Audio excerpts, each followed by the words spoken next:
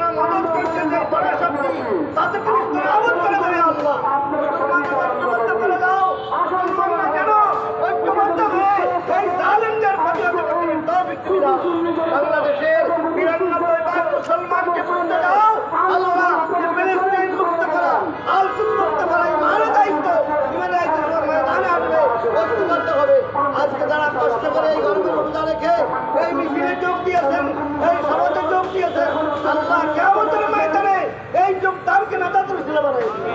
সাংঘাতিক বন্ধুগণ কষ্ট করেছেন আল্লাহ, তাদেরও ফায়সালা তুমি করে দিও। ইয়া আল্লাহ, আল-কুদস কমিটিকে তুমি শক্তিশালী করে দাও এবং ফিলিস্তিনের জমিনকে তুমি পবিত্র করে দাও।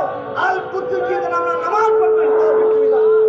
ربنا تقبل منا إنك أنت السميع العليم وتب علينا إنك أنت التواب الرحيم. سبحان ربك رب العزة عما يصفون وسلام